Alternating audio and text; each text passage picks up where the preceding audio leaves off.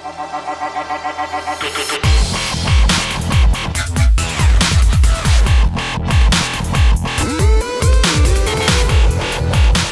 guys, Ash Lane here today. I wanted to talk about post-update pushing. We're going to speculate on how the game is going to be changed, what these sneak peeks number 1, 2, and 3 will result in terms of the overall landscape of the game from the perspective of a trophy pusher.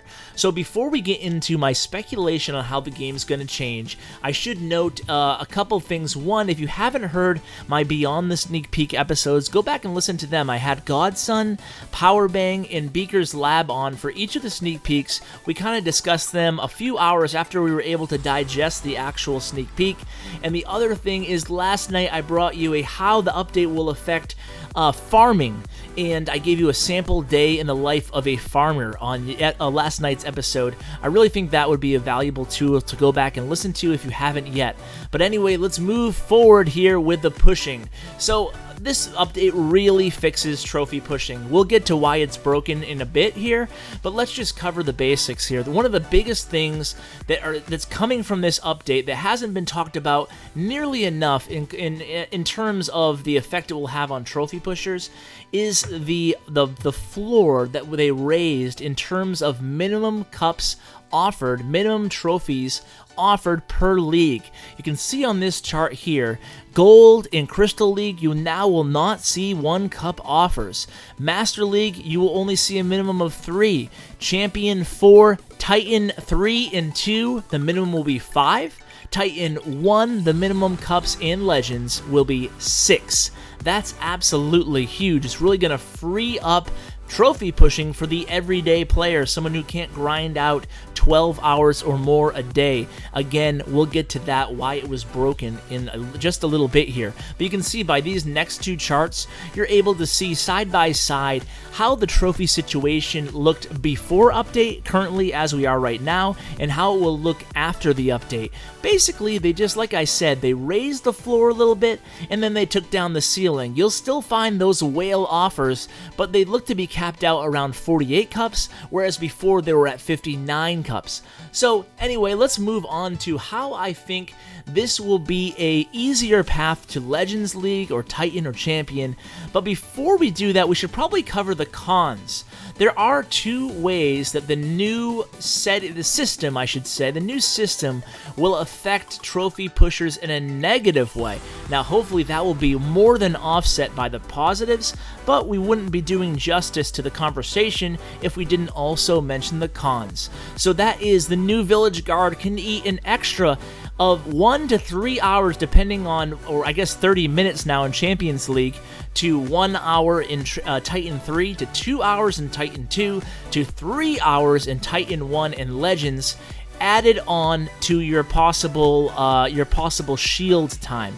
So hypothetically, even with the new personal break, a player could still go without shield if they're active on the game for up to 5 hours and 59 minutes. That's with the 3 hours of the Village Guard plus the 3 hours of personal break time.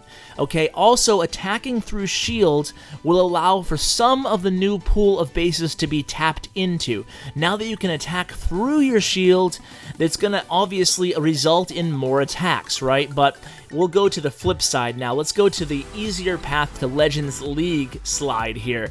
So there's not going to be any more Town Hall snipes. If you haven't listened to the interview between Chief Pat and the developer Jonas, you should probably go listen to that now. He shares a really staggering figure and fact with us, and Supercell normally doesn't share these inside numbers, but according to their algorithms, up to 80% of attacks are resulted from Town Hall snipes in some leagues, and we can all speculate that those leagues he was referring to were Titans and above. So what does that change? Well, that means that these people who are ravenously nexting, just looking for Town Hall snipes to gain in the standings or to farm, there were two ways people, I don't know if abused is the right word, because it wasn't really abusing or an exploit in my opinion. It was just taking advantage of a flawed system. So The two ways people did that was one, to farm. Lower level players would just farm Town Hall snipes alone, and they were making a killing out of doing that. And the other way was some people would just trophy push with really cheap armies, only looking for snipes. So all those ravenous Town Hall snipers are going to be out of a job. They're going to have to attack with normal armies. That will result in up to 80% more bases that were usually out of the pool available for us to attack. That will be huge. Now also, let's move on to the 3-hour personal break means the potential for twice amount of bases to hit. Now, how do I reach B from A here? Well, it used to be a 6-hour personal break, and a lot of people don't know this. Some do, some don't, I guess. But the top people on the leaderboard, I'm not talking just top 200. I'm not talking just top 1,000. I'm talking up top 2,000 in the world. These guys would be playing for over 6 to 12 hours a day. Top 100 on the leaderboard, they're playing almost around the clock. And that's led to a lot of exploitation and people sharing accounts and stuff that's obviously a big no-no in Supercell terms of service. So anyway, I digress, but back to the 3-hour personal break. That means these type of players who have thrived off of being online 24 hours a day, not necessarily attacking with skill, but rather they've become experts at mitigating risk. So what does that mean? Well, attacking with safer armies for 1-star versus more challenging attack strategies that are more sure for a 2-star. That's not to say that any top player lacks skill. They're obviously all very skillful. But what it does mean is that the top players have one huge benefit, either by sharing accounts or simply by doing this as a full-time job. A lot of the top players are able to stay on for 24 hours a day. That makes people like me, people like probably you, 99% of the public, it's impossible for us to go against them and kind of hone in our skills and see where we fall amongst the top players in the game. So what this is going to allow for is a little bit more of a fair playing ground. The top 100, 200 players in the world will be based just a little bit more on skill and just a little bit less on how much time they could throw into the game. This is because people, like I said, are going to have to go on defense much more often. Now, attacking through shield allows for a bigger net gain. We already talked about how attacking through the shield could lead to a downside in the amount of offers, but it also carries a huge benefit to the individual attacker. Now, what does that mean? It means that you can plan your day around your shield. You're not going to always need the full 12 hours of your shield, so you can actually break shield, or not break shield. You can actually attack through shield anytime you want after you get the shield, depending on how long you're going to go without playing. So let's just use a quick hypothetical. You wake up in the morning, you wake up at 7 a.m. You do an attack, you lose your shield. You go on defense, and then you can either cook up a medium strength army or a full strength army, and say maybe on your lunch break, you can go ahead and attack through shield for even if maybe you don't have a lot of time, you only have a half an hour on your lunch break. Well, you can hit the first base you come to. You know it's going to be at least a 5-cup offer if you're in Titans League, and that won't be too bad. So you can take that offer, take those cups, and that's just a net gain for you, okay? That's a net gain. You're not losing any cups because you don't have to go back on defense. That's just going to deduct hours that you wouldn't need on your shield anyway.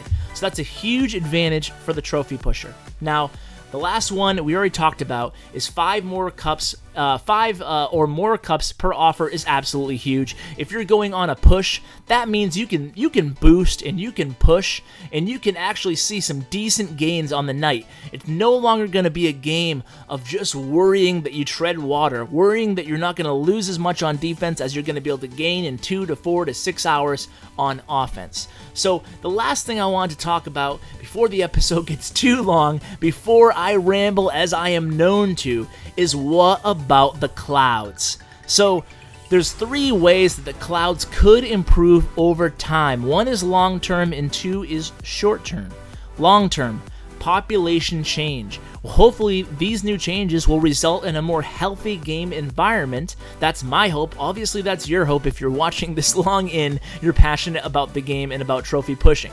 So hopefully more people decide to trophy push. I know me personally, I'm going to make a shot at Legends. Why not? I actually have time to do it now because I don't have time to play for more than 2 hours a day, but that actually is going to fit into my schedule now. I should feasibly have a shot at making Legends. So if more people think like me, maybe I'll give a trophy push. Well, that's going to give a higher population at the top, and thus less clouds. Now, short term, no Town Hall snipes and more defenses. Obviously, more defenses, and as already discussed with the Town Hall snipes, hopefully that's going to lead to a small to medium reduction in clouds. Clouds are always going to exist at the very top of the game because it only makes sense, right? Even if you're Legend, maybe you're 6,000 cups, maybe it's 6 months from now, a year from now, and 6,000 is the new 5,000. Well, there's always going to be clouds at the very top of the game. At least at the very minimum, we're gonna have that new the trophy cup offer, the minimum cup offer of 6 at Legends and Titan 1. So even though you're gonna have to still deal with the clouds, I'd imagine you're at least not gonna have to deal with the 1 cup offers every single offer after you do wait for 3 hours in the clouds to find 1 offer. So hopefully that's the good news regarding clouds. And then lastly, why is it better? Well, although some of you are incensed with the new update so far, I caution you to really think and let things really sit in and look at them in-game, and you'll hopefully see, look at the changes in-game, and you'll hopefully see that this does make for a much more fair system. I know that that's what I'm hoping for. I really hope it's true in the long run. I know you guys do too, as I said. So hopefully because of all the reasons we discussed in this episode, because of the people being able to play for a really long time, sharing accounts, all those other things, and the fact that cup offers are 1 from like 3,800 all the way to 4,100 right now. You have to go through thousands of skips just to find a non-1 cup offers. So those are the reasons it was broken, and hopefully the reasons I discussed today will be the reasons that it will be better. So guys, thanks for listening. As always, I really appreciate it. Take care, guys. Hey guys, thanks for watching my video. Just a few ways you can help the channel out. Number 1, like. Number 2, subscribe. And number 3, comment. Tell me what you think of the video. I really appreciate it, guys, and it really helps me out a lot. Also, you can find me on social media. I'm active every day on Twitter at @clash_with_ash, and on Bindle chat group #ClashWithAsh. And as always, you can find me on my website at www.clashwithash.com. Thanks, guys.